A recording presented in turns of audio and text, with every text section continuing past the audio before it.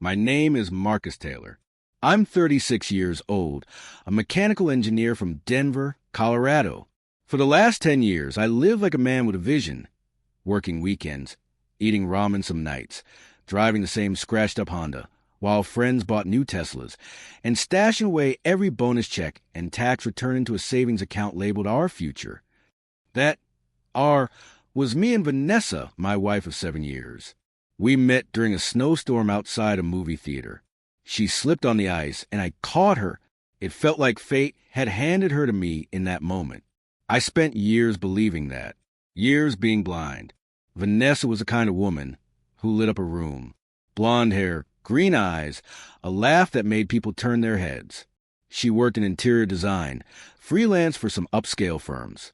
She wasn't pulling in huge money, but I never cared about that. I always figured once we bought a house, settled down with kids, her career would pick up, or I'd just provide more. That was always the plan. Our plan, or so I thought. From the moment we got married, I started saving like a madman. I cut expenses, took freelance gigs after work, and even declined a few vacations with friends. Vanessa didn't seem to mind.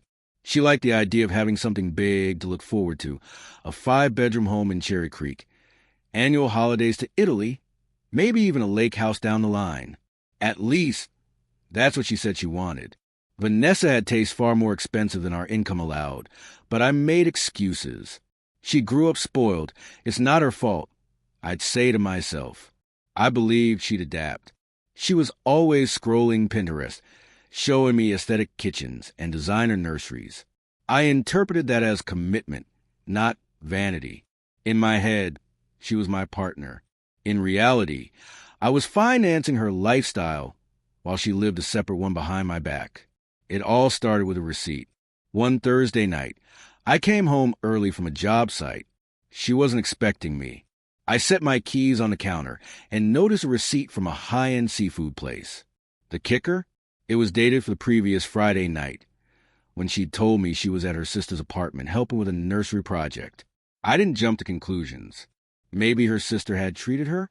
But then I saw the 2 entrees, 2 drinks, a dessert split, all on Vanessa's credit card. My gut twisted. Still, I didn't confront her. Not yet.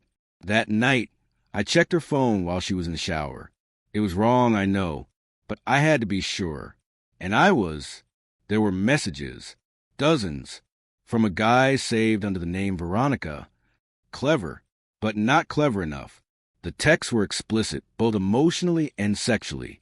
Some referred to hotels, others to plans when I was out of town. My hand shook.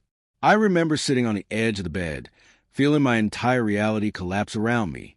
All the sacrifices I'd made, the nights I worked late while she was busy, the vacations I passed on to save for us, meant nothing to her.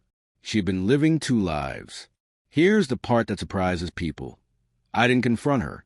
Not immediately. Instead, I did something worse. I watched. I gathered more evidence. I installed a second phone line with call recording. I pulled old credit card statements. I even had a private investigator follow her one weekend while I pretended to be out of state for work. The PI sent me photos. Her, in a short black dress, holding hands with a man I didn't recognize, kissing him outside a boutique hotel downtown. That was the final nail in the coffin. Not just betrayal, but mockery of the life I had been building for us. She wasn't sorry. She wasn't torn. She was thriving in her secret life, funded by my loyalty. I spent the next month planning, not revenge in the way people imagine, but justice. I moved all my savings, over $180,000, into a private account under a new LLC I created. Legally, it was protected. The funds were earmarked for a business venture, and since the account was under my name only, there was no marital entitlement. Next, I hired a lawyer. I asked him how to prepare for a divorce without tipping her off. He advised me on documenting everything. Financial infidelity, real infidelity. He told me how to secure assets, how to protect myself. I followed every instruction. Then came the final step, the reveal. It was our 7th wedding anniversary. Vanessa wore a red dress I'd never seen before, probably bought for him. She looked radiant. I played along. We went to dinner. I booked the same seafood place from the receipt I found. She thought it was romantic. She even posted a photo of us, captioned, "Lucky number 7 Red Heart," while I sat across from her knowing everything. After dessert, I handed her a gift bag. Inside was a small box. She smiled. "Jewelry?" She opened it and paused. Inside was a flash drive. She blinked. "What's this?" "Proof," I said calmly. She looked confused. Then I handed her a manila envelope. "It's all there," I continued. "The texts, the hotel receipts, the private investigator's report, even your little weekend in Aspen last month." Her face turned pale. "I did want to ruin your dinner," I added, "but you've already ruined the last 2 years of my life." I figured fair's fair. People around us began to stare. She looked like she wanted to scream, cry, beg, but I stood up, placed a signed copy of the divorce papers on the table, and walked away. She tried to contact me. Dozens of calls. Messages like, "It meant nothing, and we can fix this." She even sent her sister to talk to me, but by then it was too late. The truth was out. My lawyer filed a divorce, citing adultery with evidence. She walked away with far less than she expected. The judge saw right through her tears. Her lifestyle, her designer bags, her secret weekend getaways had been built on deceit. And I walked away clean. Savings intact. Dignity intact. And best of all, free. It's been a year since the divorce was finalized. I bought a house, not in Cherry Creek, but a beautiful cabin up in Estes Park. I remodeled it myself. There's no granite Pinterest kitchen, but every nail and screw is mine. Sometimes people ask if I'm bitter. I'm not. I'm smarter, stronger, more focused. Vanessa cheated while I was building our future, so I gave her the ending she deserved. She lost a husband who would have done anything for her.